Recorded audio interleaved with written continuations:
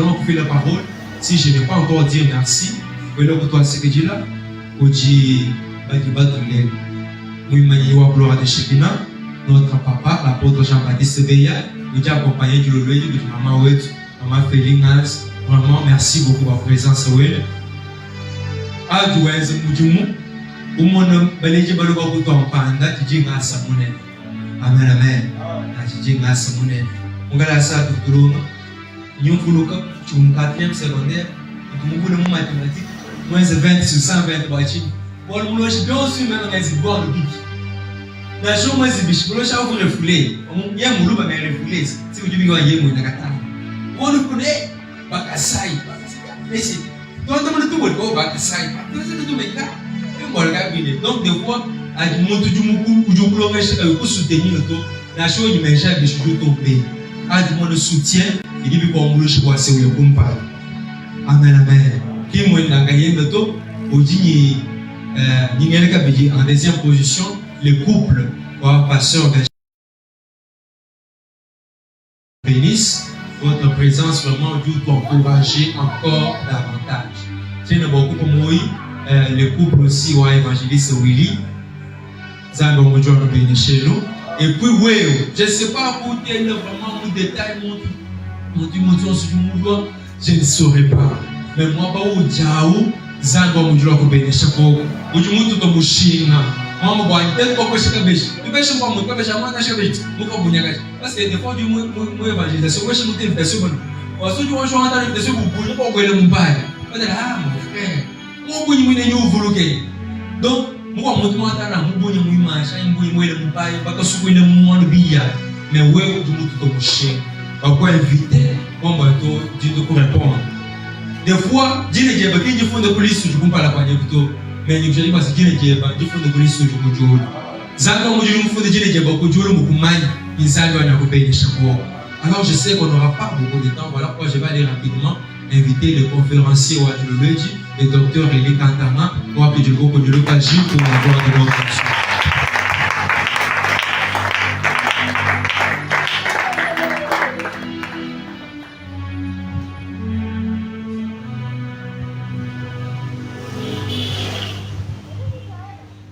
Est-ce que vous tout à fait dit chicage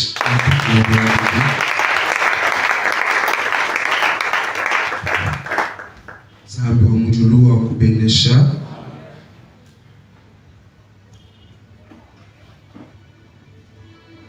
de sangue de l'école a présence web c'est très important. Je le dis malgré que là où tu es là où c'est malgré là où il y a le président Prince merci pour la présence le docteur tout le monde pour le des autres nous ça me choque tout Zambie nous sommes ça me dit nous allons prier dans ce genre de choses nous faisons confiance en Dieu ça me choque tout mais je suis sûr que pourquoi pendant déjà on a voulu pas capable déjà tiens vous le voyez c'est bien pour tout Dieu tout là vous êtes là sincèrement je vous bénis je suis très content de votre présence je pense que les mots de gratitude ont été déjà prononcés par le président mais à mon tour je dis aussi merci au département de la jeunesse qui a accepté ce projet de parler ce soir. Et particulièrement merci au président Pasteur Rigobert, tout le monde qui a vraiment travaillé pour la réussite de ce moment. Et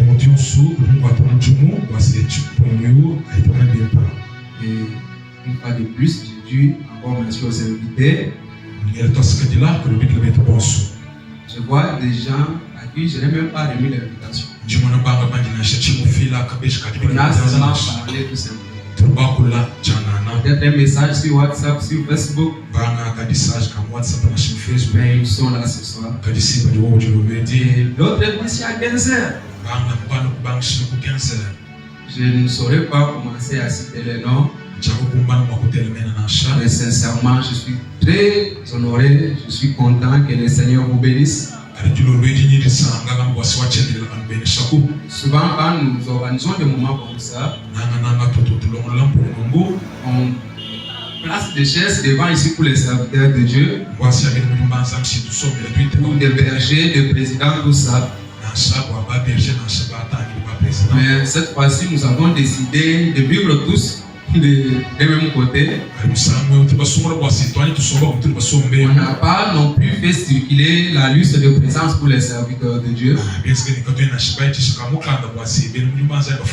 Comprenez que nous vous voyons. Le Seigneur aussi sait que vous êtes là. Et votre présence est une grande bénédiction. Nous allons nous tenir debout pour lire la parole de Dieu. Nous allons lire d'abord deux versets. Jean chapitre 15, verset 1er. Et nous allons lire aussi 1 Corinthiens chapitre 3, 11e verset.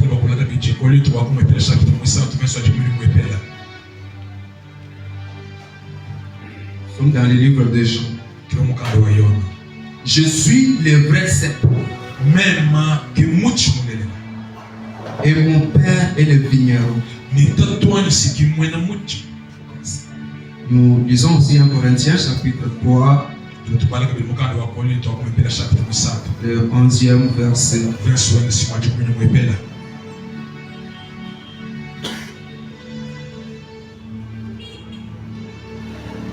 Nous lisons au nom de Jésus.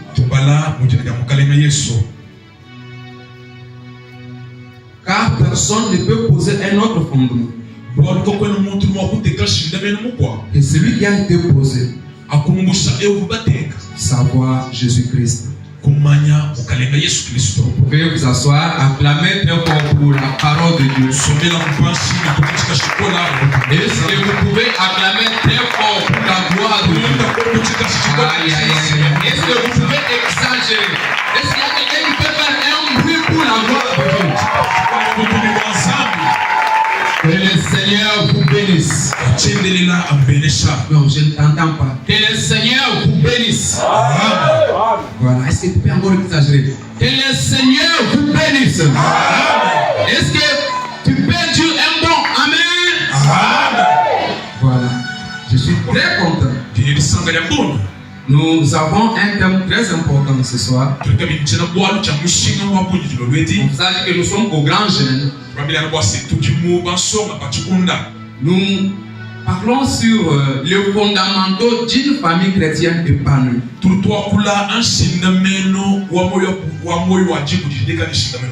Les fondamentaux. Les fondamentaux d'une famille chrétienne épanouie.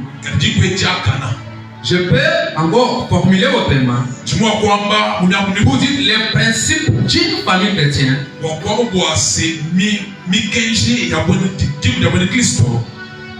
qui est fleurissant. Donc le principe ou la base qui fait à ce qu'on ait une famille. Mais ce soir, nous ne parlons pas de n'importe quelle famille. Mais une famille chrétienne qui est épanouie. Jésus-Christ dit, je suis le cep. Selon les dictionnaires, c'est le pied, le cep, c'est le pied d'un arbre. Plus largement, la source même des racines profondes. J'aimerais d'entendre dire que Jésus-Christ est le fondement principal. L'unique base pour une famille chrétienne lumineuse. Ce soir, nous parlons de fondamentaux, c'est-à-dire l'ensemble, plusieurs principes. Mais avant de faire un pas, sachant que Jésus-Christ est le fondement principal pour une famille épanouie. Il est la fondation d'un mariage heureux. C'est pourquoi Paul dit que personne ne pose un autre fondement que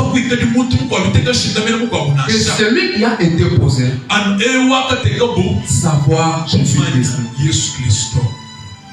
Mais la fondation qui est Jésus-Christ est l'ensemble des fondements. C'est-à-dire, Jésus-Christ est le contenant des principes. Je veux dire qu'il est comme une graine ou encore une cellule qui contient plusieurs choses à l'intérieur. Et cette cellule mérite une étude approfondie. Dans la cellule, on y trouve beaucoup de choses. Mais toutes ces choses à l'intérieur sont alors des fondamentaux qui sont dans les grands fondamentaux qui est Jésus. C'est-à-dire, on ne peut pas trouver une famille épanouie en dehors de Jésus.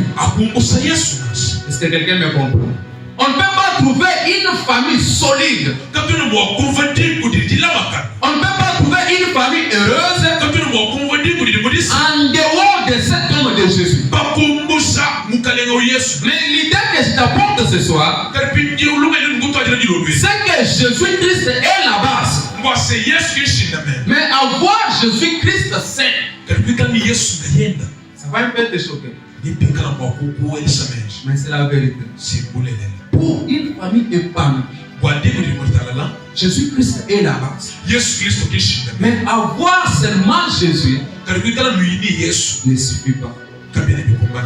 Amen. Avoir seulement Jésus ne suffit pas. Je vais te montrer un exemple. Tu peux avoir Jésus et avoir un comportement bizarre. Mais Jésus qui est en toi, il va te donner le mariage. Mais le comportement que tu as détruira le mariage que Jésus t'a donné.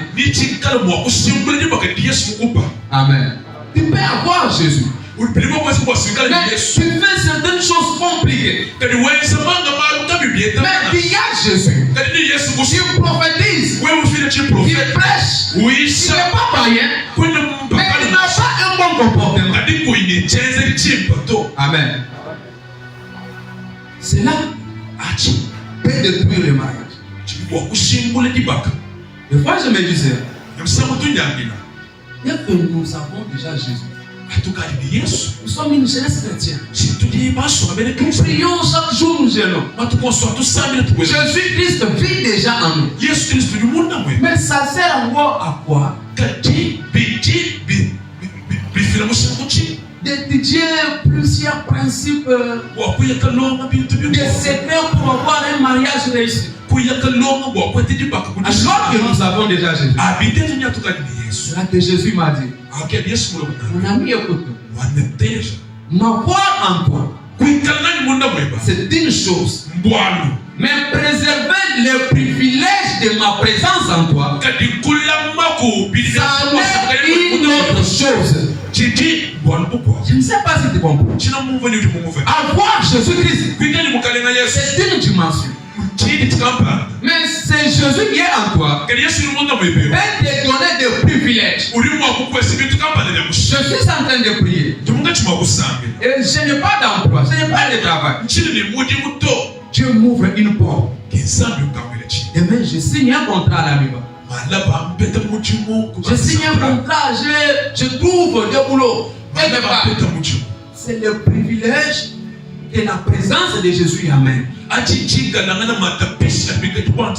préserver ce bonus de la présence de Jésus, c'est autre chose. C'est pourquoi plusieurs personnes, après avoir été amenés au sommet par la grâce,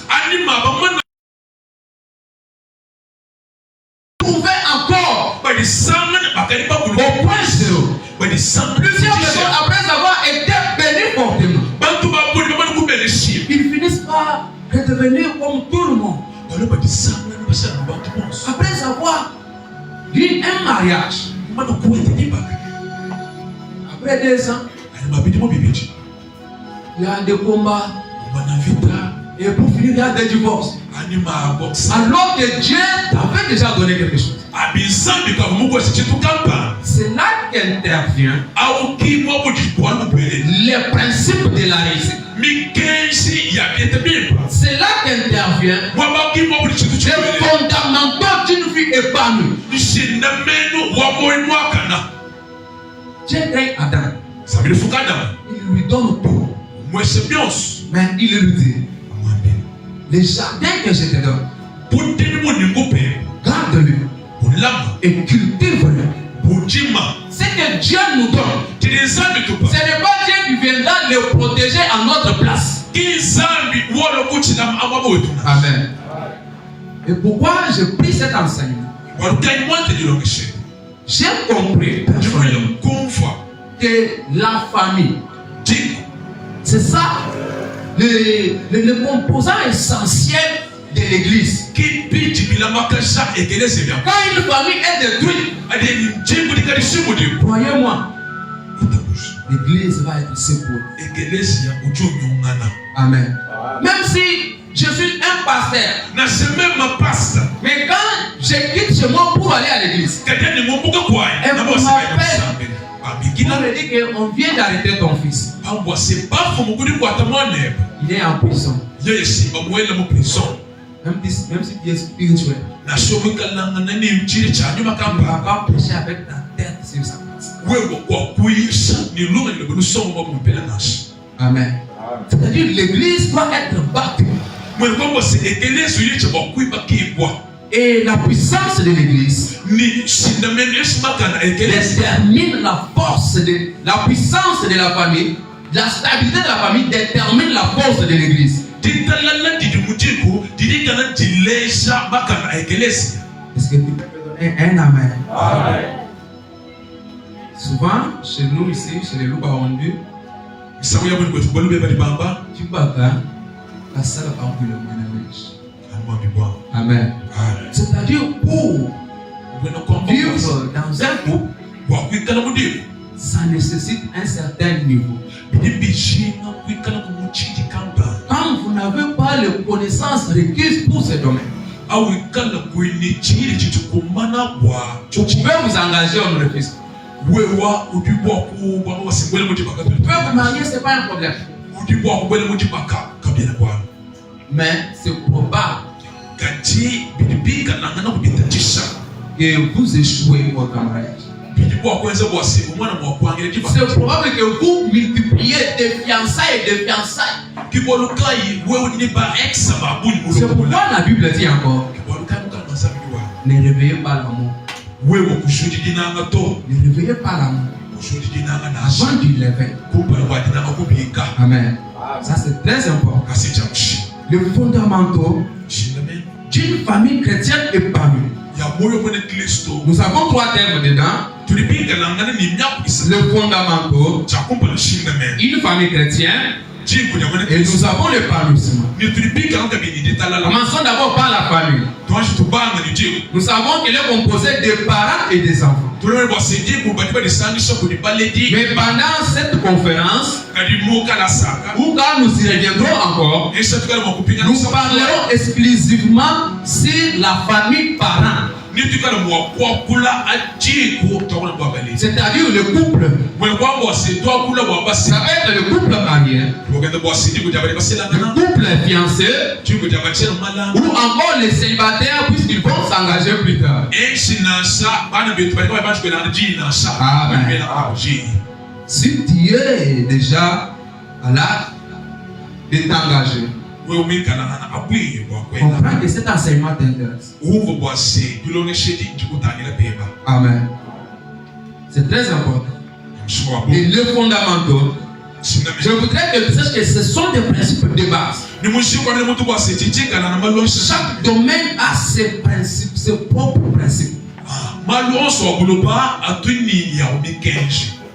Et il y en a des innombrables principes pour ces domaines. Et une famille épanouie. Je t'ai dit que je parle de couple. Qu'est-ce qu'une famille épanouie? C'est là la question que tout le monde se pose. Et on a peut-être des idées différentes. Quelqu'un m'a posé cette question, je pense que c'était la semaine passée. Il m'a dit, toi-même tu vas prêcher sur la famille épanouie. Est-ce qu'il y a une famille épanouie? Je ne savais pas comment lui répondre. Je lui ai dit, je n'ai pas une famille parfaite. Mais chaque jour, je me bats pour que ma famille soit heureuse. Un couple épanoui. Écoutez-moi très bien. Ce n'est pas un couple parfait. Amen. Un mariage épanoui. Ce n'est pas un mariage parfait. En fait, le parfait n'existe pas. Amen. Le parfait n'existe pas. C'est pourquoi même la Bible dit que lorsque le parfait paraîtra. Amen. C'est ça. Il y a des gens, même des filles qui disent, moi j'attends un homme. Elle a déjà fait des critères. Elle veut avoir un homme qui accomplit à 100% ses critères. Tu ne les trouveras pas. Un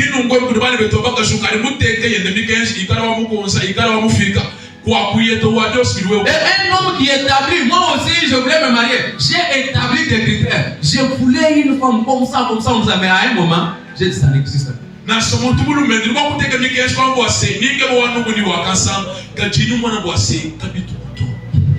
Tout le monde aime 23.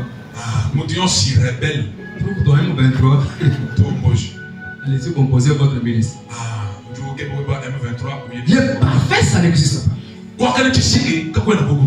Cela veut tout simplement dire que dans chaque couple, il y aura toujours des problèmes. Il y aura toujours des petits problèmes. Mais ces problèmes-là ne font pas à ce que votre famille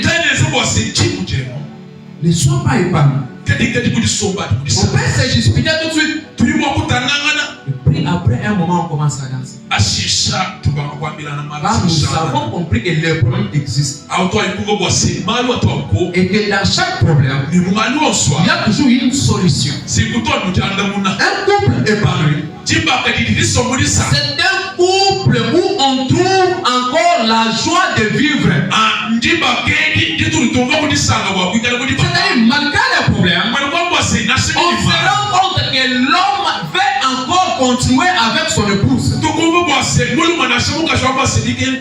rend compte que la femme veut encore de cet homme-là. Il y a de la joie. Il y a des familles quand vous y entrez. Il y a des familles quand vous entrez. C'est comme si vous êtes arrivé au deuil.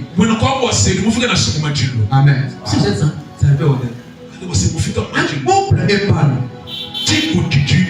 La deuxième des choses, c'est dans lequel on trouve que les serments personnels de vivre ensemble demeurent encore dans chacun. Non, vous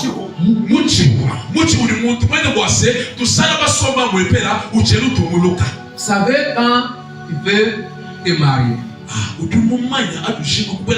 surtout chez les filles, on dit d'abord je n'aime pas ces garçons. Je ne veux pas que tu sortes avec ces garçons. Cela ne va pas t'épouser. Et la fille qui tient votre fils se marie avec ce monsieur. La famille monte. Arrive même au ciel. La vie, seulement le monsieur là. C'est lui que moi je vais épouser. Amen. Et aussi les garçons, on peut dire non, cette femme elle est prostituée, tu ne vois pas. Et elle répond très mal, elle n'a pas étudié. Et puis les garçons déjà aveuglés, il dit que je sais qu'elle a toutes ces choses dont vous citez. Mais au moins, je vais l'épouser. Ces sentiments-là, c'est ça que j'appelle les serments personnels de vivre ensemble. En fait, les meilleurs vœux de mariage, les meilleurs vœux de mariage, ce ne sont pas ce que nous faisons le jour du mariage. Amen. Ce n'est pas ça. Ce n'est pas le jour quand on commence à dire je te fais porter cet anneau pour tous. Non, c'est pas ça. Ça, c'est la forme. Mais les vœux, nous les avons vus dans les secrets. Quand il n'y avait pas de parents, quand il n'y avait pas des amis, maintenant un couple épanoui, c'est quand on retrouve encore ces sentiments dans l'homme et dans la femme. Donc ces sentiments est seulement dans l'homme. Et que la femme regrette déjà, ce couple est déjà détruit. Amen. Ça c'est deux, trois, où l'amour n'a pas été déraciné. Il y a des gens qui vivent, qui sont ensemble et donc il n'y a plus d'amour, ils sont comme par obligation. Comme les mamans aiment dur, donc en fait il n'y a plus de serves dans son mariage. Ils sont là par obligation. Peut-être que j'ai déjà présenté cette fille à l'église. Maintenant qu'est-ce que je vais encore faire? Si j'annule ça, on va dire que je suis moins sérieux. Si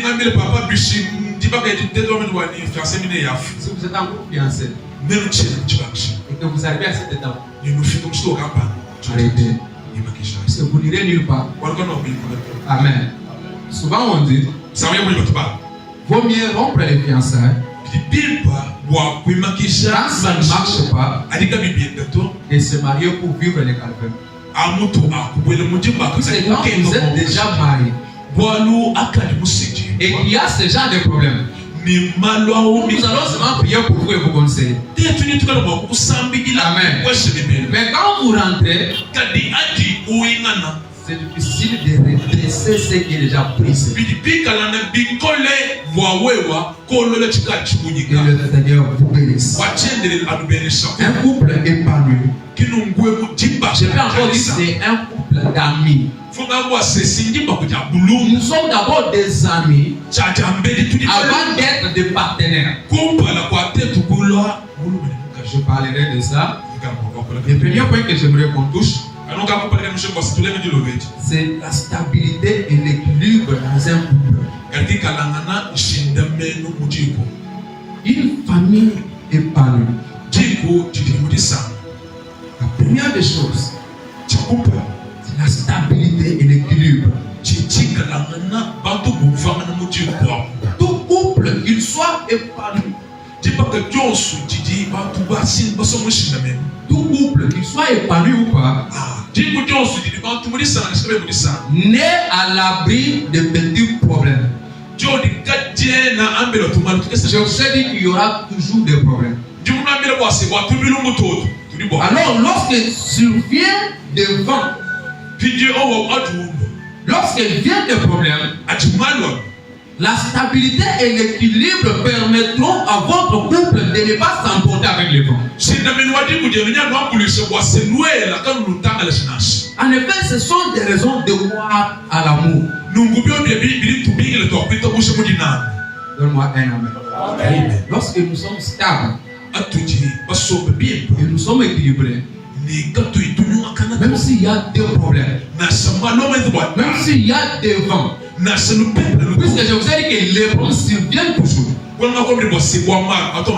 si les vents viennent trouver que vous n'êtes pas équilibré, vous n'êtes pas stable, kujenu masana bwasi nenu kama ne basoba bashina mabimba. Vous n'allez pas tenir même une seule minute.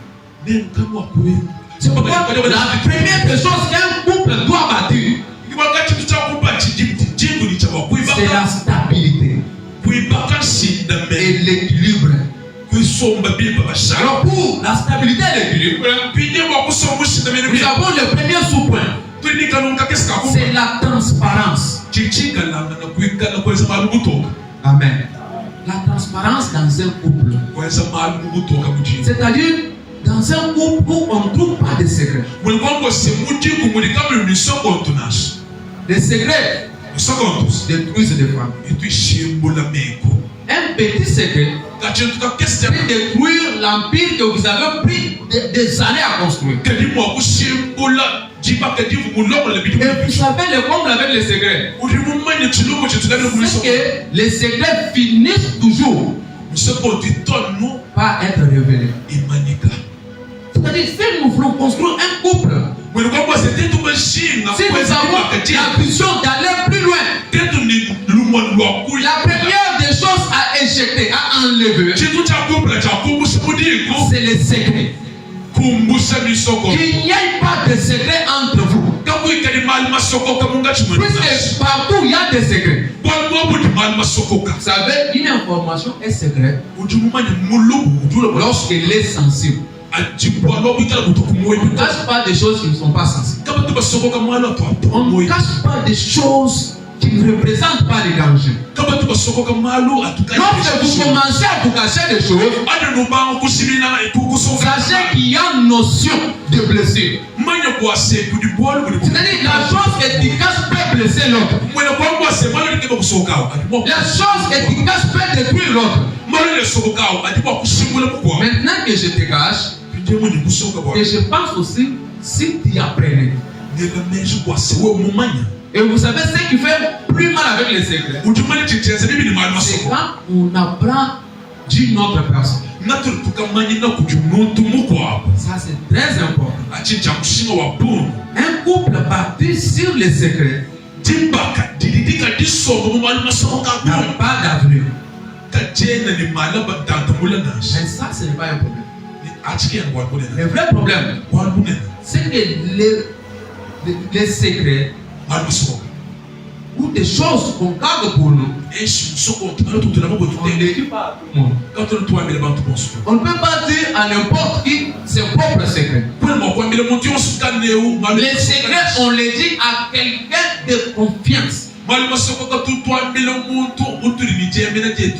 Amen. C'est pourquoi on dit toute vérité n'est pas bonne à dire. Mais souvent, moi je dis que c'est mal formulé. Il y a certaines personnes à qui on dit certaines vérités. Amen. Il y a des gens, même si c'est mes parents, ils ne peuvent pas savoir certaines choses. Amen. Pourquoi? Puisqu'on mesure leur niveau de confiance. C'est-à-dire dans un couple où il ne doit pas y avoir de secret, la première des choses abattues, c'est quoi? La confiance. Quand il n'y a pas la confiance entre deux personnes, comment est-ce que l'autre va se confier? Puisque quand je te dis un petit problème, tu commences déjà à en parler. Tu commences à crier. Tu commences à me condamner. Amen. Mais si je te dis les choses les plus sensibles, il n'y aura même plus de couple. Il n'y aura plus de mariage. Mais ce que j'ignore, c'est que si tu l'apprenais aussi, il n'y aura plus de mariage. Amen. C'est pourquoi il nous est demandé, si nous voulons aller plus loin, la première des choses pour un couple stable, c'est bâtir la confiance entre deux personnes. C'est bâtir la confiance entre deux personnes. S'il n'y a pas de confiance, alors il n'y a rien. Et en nous parlant de confiance, moi je vois deux formes de confiance. même ni mon machine ni ya jeme c'est dire que j'ai confiance en toi. mais kwa ngo se dini jeme na muwewe Amen. Et ça la première fois. La deuxième fois, c'est je me confie en toi. Amen. Ce sont des choses différentes. Avoir confiance en quelqu'un et se confier. En fait, je pense que c'est se confier qui est le plus difficile. Si tu es à côté de ton partenaire ou de ta partenaire, pose-lui la question. Est-ce que je peux me confier en toi? Ah, toi, tu es vraiment. On dit quoi?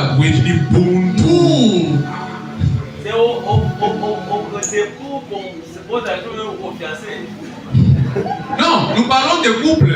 Nous avons dit que ce soit les mariés, les fiancés. Pas patient. Est-ce que je peux vraiment me confier en toi? Ingénieur Olivier, des fois, on dit, elle a des secrets, elle fait ces choses, mais elle fait te dire ses confidences. Amen. Est-ce qu'elle peut te dire ses secrets? Il y a d'autres personnes, on dirait, c'est pas les mamans, pardonnez-moi, on dirait les mamans. Vous savez, quand les mamans se disent des secrets, il suffit qu'elles se disputent seulement. Tous les secrets dehors. Mais même si c'est un couple comme ça, mais toi qui es mon épouse, je te dis des choses, et puis tu vas les raconter à tes amis. Ça ne se comprend pas. Amen. Et puis demain, tu voudrais que je vienne encore te dire. Amen.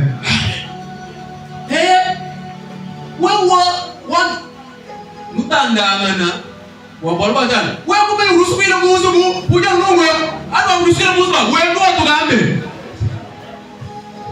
Amen. C'est pas possible. Est-ce que je peux, est-ce qu'elle peut se confier? Même. Elle peut te dire ça. Des fois, les gens se marient. Mais il ne semble pas passer là. Le plus grand problème qu'on rencontre dans les mariages lorsqu'on se marie, c'est lorsque l'homme découvre que sa femme n'est plus vierge. Amen. Mais quand vous commencez encore à peine votre relation, est-ce qu'elle peut te donner cette information? On peut encore accepter que tu refuses d'épouser une fille qui n'est plus vierge, tu pars. Mais est-ce que quand tu iras là où tu vas, est-ce que tu vas garder ses secrets? Je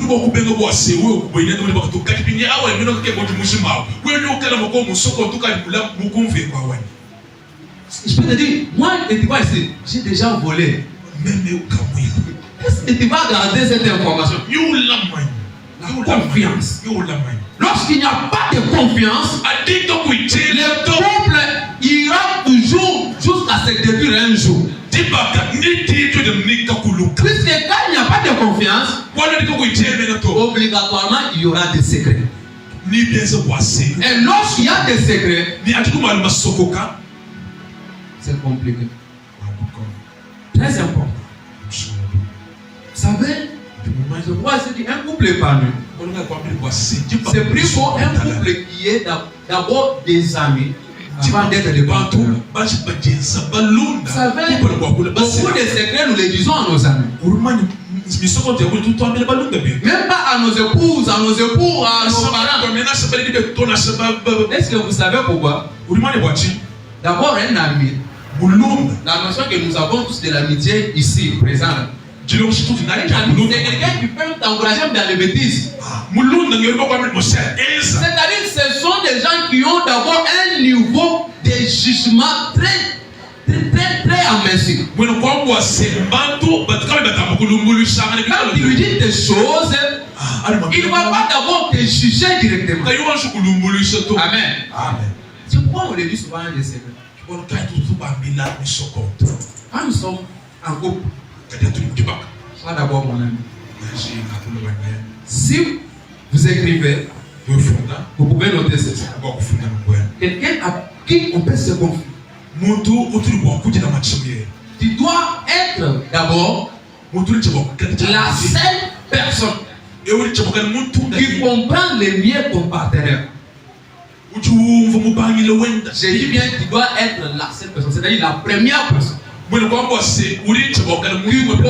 le mieux ton partenaire. C'est-à-dire, quand je vais parler avec les gens, je sais que les gens ne me comprennent pas. Je sais que si je vais chez moi, il y a quelqu'un qui va me comprendre. Parce qu'elle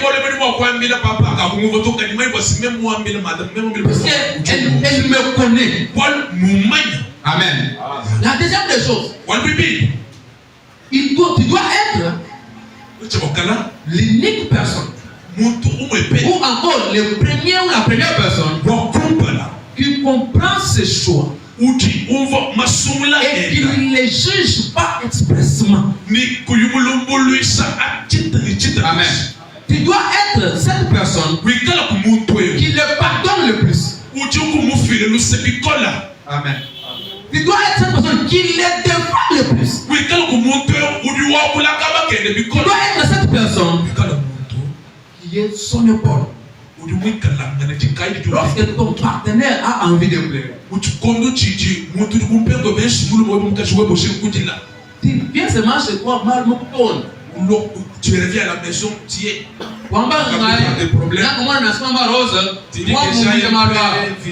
Il arrive seulement comme ça. Comment tu plais à ton sang comme un enfant? Elle ne le plaît pas. Amen. C'est-à-dire, je ne peux pas me plaindre. Toi, tu te plains trop. Maman, tu veux que je ne plains pas sur toi? C'est ma maman. Tu dois être cette épaule. Lorsque ton partenaire a un problème, tu dois être ces mains qui essuient cela.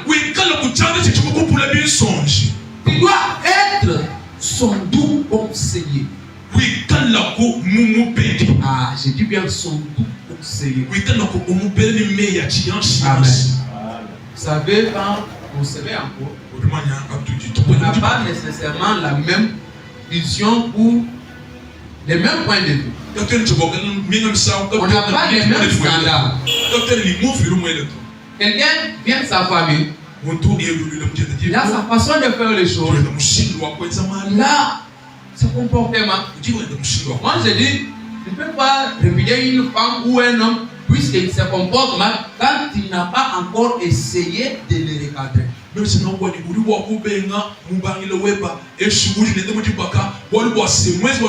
sais que je fais quelque chose, tu peux me conseiller. Ma femme doit être ma première conseillère. Mais est-ce que toi-même, il y a la capacité de donner des conseils à ton partenaire? Non. Écoutez-moi très bien. Je pose d'abord cette question aux femmes. Les femmes qui sont ici. Est-ce que vous avez la capacité de conseiller votre partenaire? Est-ce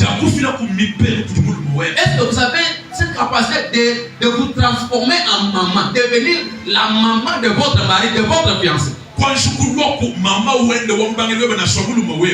je vais me confier en quelqu'un, je n'ai pas seulement envie de pleurer, mais je viens aussi pour demander des conseils. Est-ce que tu as besoin de me donner des conseils? Si tu n'as pas besoin de me donner des conseils, je te dis qu'il y a quelque chose qui m'est arrivé. Au lieu de m'écouter, condamnation plus. Tu commences mal, tu te fâches même. Amen. Je vais nécessairement chercher une autre personne. Je vais me conseiller. Ça c'est très important. Tu dois aimer ce qui passionne ton partenaire. Il y a des couples bizarres. Une femme qui veut épouser un serviteur de Dieu, mais qui déteste la prière, mais qui aime son homme serviteur de Dieu, ça ne marchera pas. Quand tu te réveilles la nuit pour prier, commence encore mon Dieu. Amen. Ça c'est très important. La deuxième des choses, pour la stabilité et l'équilibre d'un couple, je vais aller un peu vite, c'est le mot. Je parle de l'impact des mots. Nous pouvons lire Cantique des Cantiques chapitre 2, lire le 3e et le 5e verset. Avec, je peux demander de lire tous les livres de Cantique des Cantiques. Dans le chapitre 2, verset 3, on dit comme un pommier au milieu des arbres de la forêt. Tel un mot bien-aimé. Amen. Tel un mot bien-aimé. Elle commence par des poèmes. Amen. Elle fait des poésies à son bien-aimé. Et plus tard, elle dit, soutenez-moi avec des gâteaux de raisin. Car je suis malade. Malade de l'amour. Être amoureux, ce n'est pas un état de vie normal. En tout cas, je vous dis un secret. Tout le monde qui est amoureux ne le considère pas comme une personne normale. C'est d'abord une personne malade. En plus, un fou encore. Un amoureux ne peut pas se comporter normalement. Et l'amour peut te faire des choses que tu ne pouvais pas réaliser en temps normal. Amen. Tu peux repasser les habits après une heure. Tu te rends compte que tu as déjà passé plus de vêtements. Tu te rends compte que le fer n'était pas branché. Amen. Mais tu as repassé au moment. Toi-même, tu ne sais pas comment c'est arrivé. Donc, une personne amoureuse, ce n'est pas une personne normale. En fait, et tu dois exprimer ce que tu ressens. Il y a des gens qui accumulent des choses. Tu dois exprimer ce que tu ressens. Et tu dois dire à ton partenaire ce que tu exprimes, ce que tu ressens, ce qu'il représente pour toi. Les mots ont l'impact dans l'équilibre et la stabilité d'un couple. Ne soyez pas un couple de militaires. Hey yo, caporal, capitaine. Non. Quelqu'un me disait qu'un homme normal doit dire à sa femme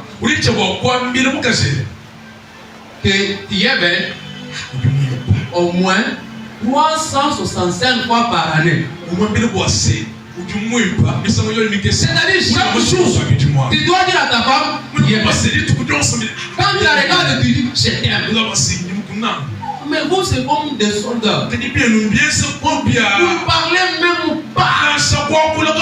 Amen. Et ce n'est pas seulement les hommes. Une femme qui aime ton mari, qui aime ton fiancé, tu lui dis je t'aime. Ce n'est pas un péché. Amen.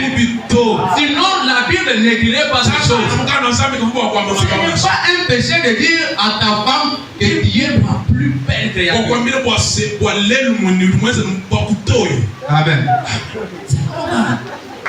C'est normal de lui dire ces choses-là. De voir quand on s'est marié, après 2 ans, 3 ans, on devient des douaniers. Amen. C'est pas pour les enfants. C'est normal.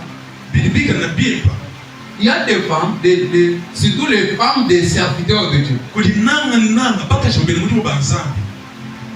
Quand ton mari prêche, Son fiancé prêche. Il chante. Il a bien chanté. Après, il te dit comme que non, aujourd'hui tu étais formidable.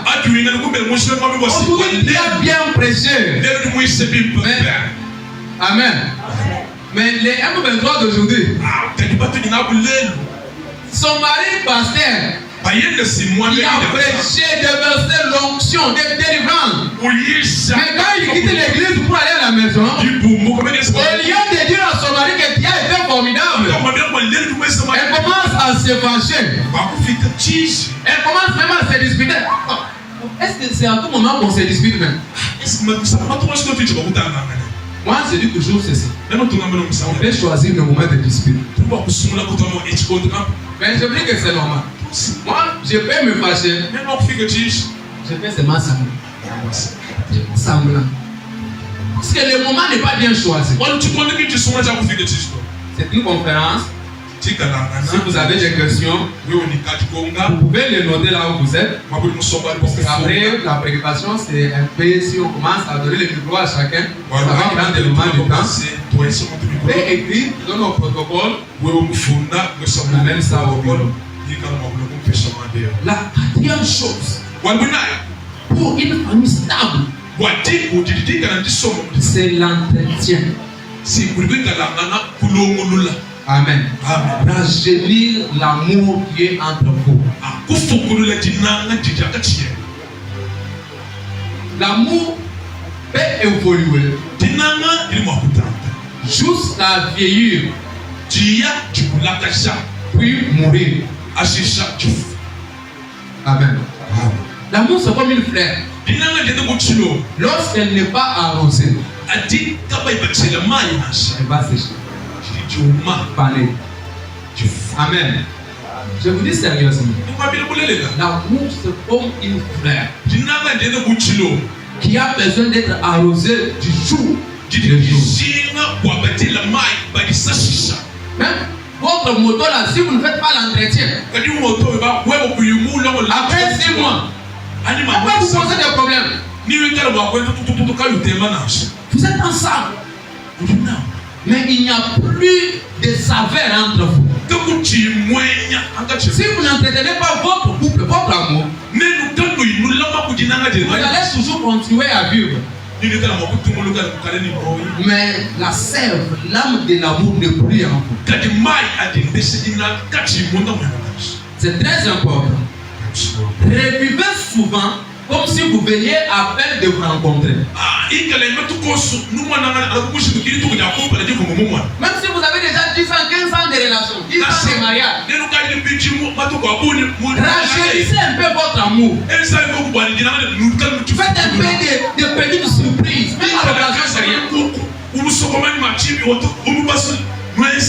C'est très important. Il n'y a plus de jeu entre vous. Quand le papa arrive à la maison, c'est comme un soldat. Et puis la femme même appelle son mari Jack Bowen. Et quand l'homme arrive, il a déjà son coin. Il prend sa petite radio, commence à suivre les informations. Il s'inquiète pour l'arrière de le Goma qui est attaqué. Mais il ne s'inquiète pas pour son amour. Son couple. Blaguez, souriez. Détendez-vous. Amen. C'est très important. Passez beaucoup de temps ensemble. Le moyen d'entretenir votre couple. Que vous soyez fiancés, que vous soyez, je ne sais pas comment. Passer des moments ensemble. Il y a des couples qui vivent tellement en mouvement ici. Ils sont encore fiancés. Ils ont déjà fait 6 mois.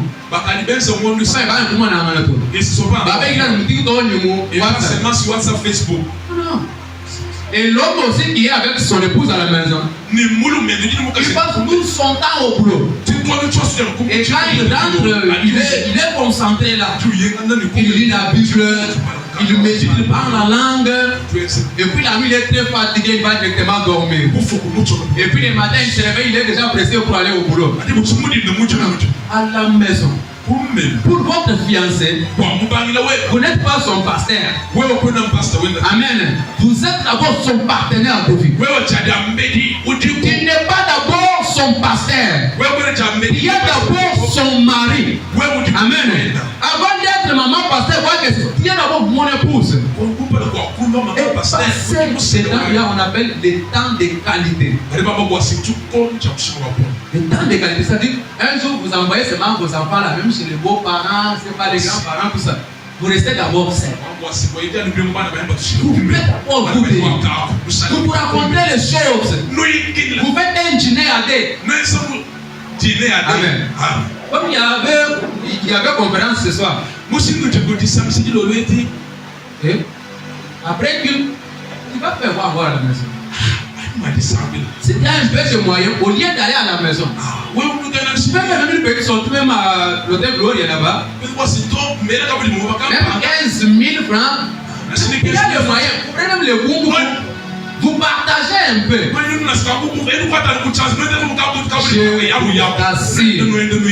Je vous assure. Que vous ayez déjà 70 ans de mariage. Que vous ayez déjà des petits-fils et des petites-filles. Entretenez votre amour. Vous verrez que les choses vont encore s'améliorer. Un jour, improvisez un peu. Et d'acheter les pantalons, d'acheter encore les chaussures. Il y a déjà beaucoup de chaussures. Prends seulement tes $2 là. Il se met en boule. Dès lors que tu dis que tu fais tout. Pas tu vas vous mettre au là. Mais pas tu vas pas prier. Aujourd'hui, allez chez papa pour prier. Tu vas aller dans ce mois contre les choses comme le gouvernement de l'autre. Moi, vous partez au métro là-bas. Tu ne t'inquiètes pas. Et puis, tout vite chapeau. Essayez de lui faire manger, tout fait. Et vous rentrez à la maison. Et puis, vous verrez que ça sera bon. Vous passez.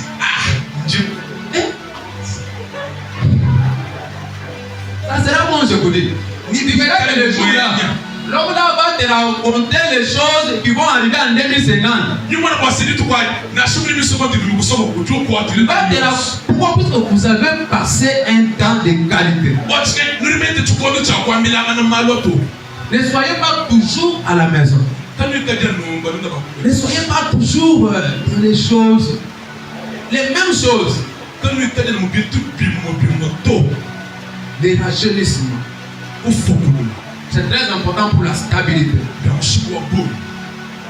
Je pense que je suis presque à la fin. Je devrais finir à 18h juste normalement. Donc, permettez que dans les 6 minutes, il nous reste que je dise quelque chose. Des choses qui détruisent les couples. Ou encore les choses qui empêchent l'épanouissement dans un couple. Un couple est détruit non seulement lorsqu'il y a séparation ou divorce.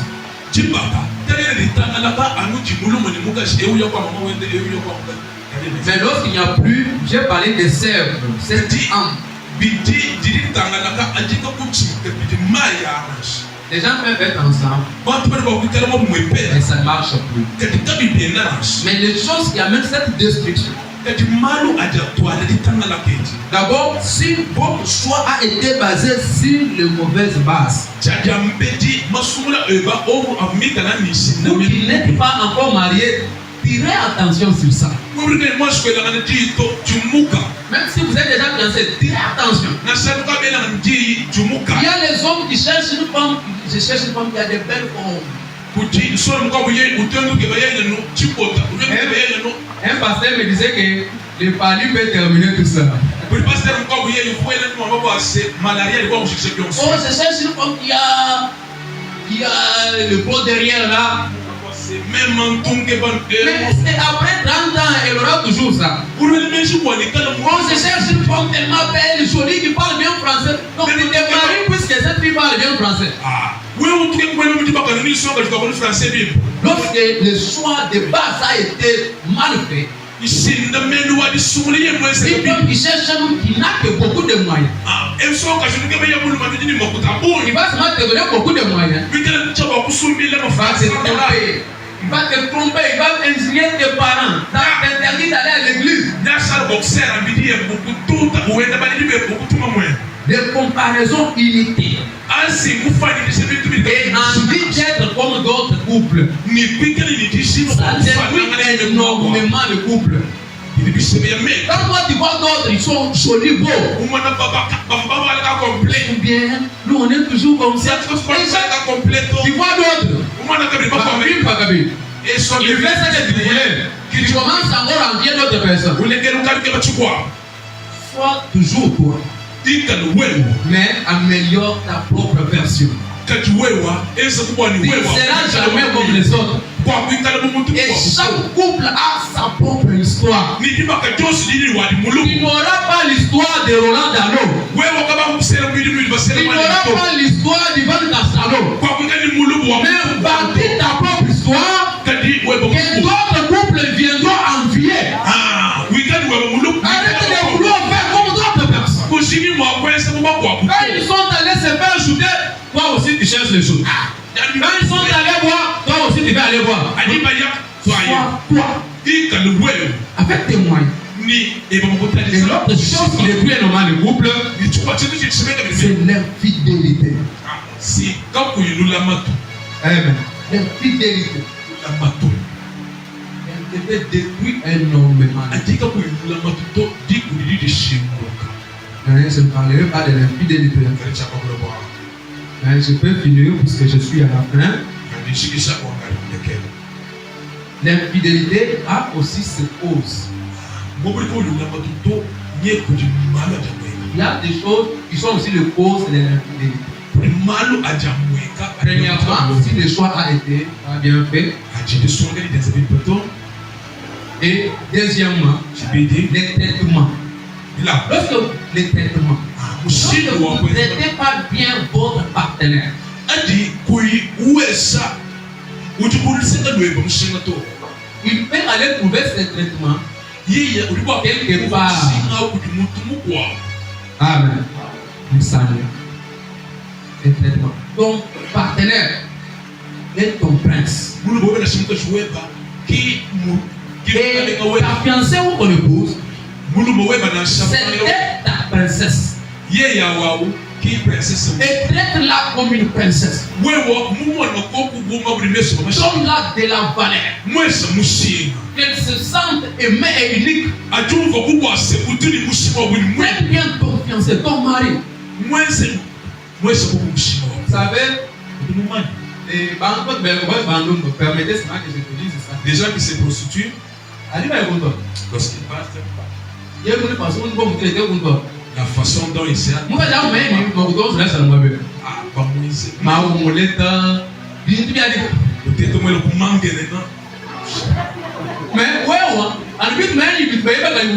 Mais c'est que tu peux faire la mariée. Mais c'est que je mange pas ça. Amen. En tout cas, que le Seigneur vous bénisse. Je pense qu'on aura encore l'occasion de parler de toutes ces choses. Et le Seigneur nous fera énormément grâce. Il y a des choses qui détruisent la vie. La propriété. Il y a des femmes, quand tu les regardes, c'est des polygones. Tu ne comprends rien. Moi-même, je me dis, il s'embrasse même comment? Il ne comprend rien. Il y a même un homme qui fait même une semaine, il n'a pas brossé. Mais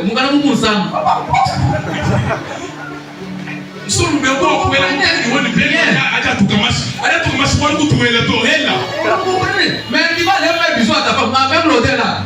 Et un homme qui vient, il a envie de rester avec sa femme. Et quand il arrive, il sent seulement l'odeur comme 23 qu'il a accueilli. Et même s'il était un, il devait ça marche depuis qu'il ne peut pas s'approcher. Mais toi, ça ne te dit rien. Non, non, je suis né Amen. Il n'est déjà pas te laver. Que le Seigneur nous bénisse. Est-ce que tu peux acclamer très fort pour la gloire de Dieu? Aïe, aïe, aïe. Est-ce que tu peux acclamer le Seigneur pour le Seigneur? Que Dieu nous bénisse. J'ai des questions ici. Je vais rapidement. J'ai seulement des questions. Si vous avez une autre question, vous pouvez écrire. Mais je réponds à la première question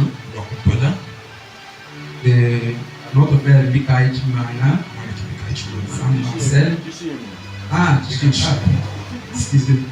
Quels sont les éléments qui constituent une famille chrétienne épanouie? Je pense que j'ai répondu ça en parlant.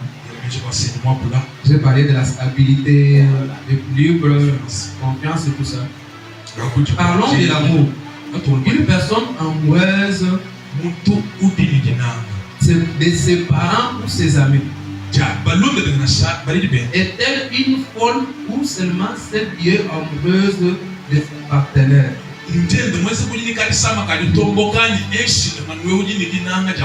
Bon, je pense que c'est une question pertinente, mais elle est simple. L'amour que tu as pour ton partenaire, ce n'est pas le même amour que tu as pour tes parents. Je pense que ces amours sont différents. L'amour que nous avons pour Dieu, ce n'est pas l'amour que tu as pour ta princesse. C'est cet amour, l'amour qui nous rend fous et malades. Ce n'est pas l'amour que tu as pour tes parents. Tu ne vas pas escalader le mur pour aller répondre au rendez-vous de tes parents. Pourquoi on dit que l'amour nous rend fous? Même si tu es un garçon, lorsqu'il devient seulement amoureux de Dieu, tu ne peux pas accepter. Et pas vous dire qu'aujourd'hui on a le 8 18, il n'a pas eu comme 12 heures. Il travaille plus chez eux. Un petit garçon là, un petit là, oui. Que Dieu nous bénisse. Amen. Donc je pense que j'ai répondu à votre question. Là, je pense que c'est des questions que j'avais. Compte tenu de notre temps, je vous bénis et que le Seigneur soit notre Dieu.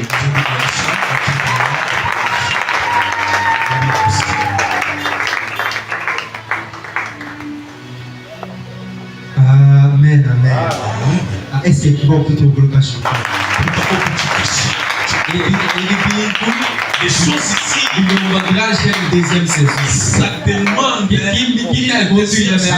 Ça là, j'ai encore la soif. Une deuxième saison. On a besoin d'une deuxième saison. On a besoin.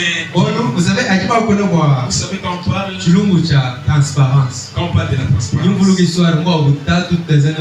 Je me rappelle une histoire dont il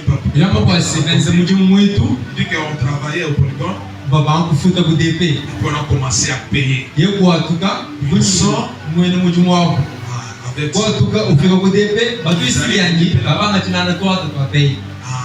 il s'échange des cartes.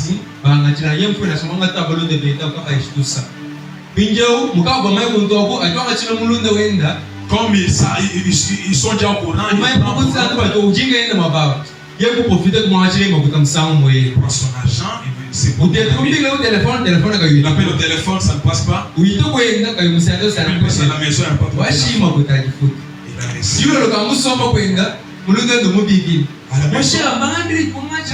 on m'a dit que tu as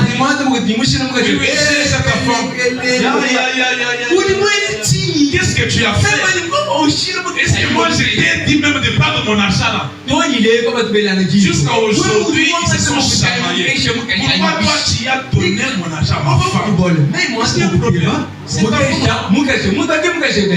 pas soit mon côté Non, normalement, toi, tu devrais pas. Enfin, mon nation, quoi comme ça de vous y n'a oublié. Je te fais confiance. Quoi ne m'augmente mon côté même.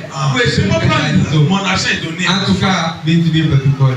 Silomba kwa kuina malwa. Il faut apprendre Jemaye ça. bwanyi. Tujibaita ko chimwe papikol. Nous avons un bon code. Ujue ndu tu entraîner.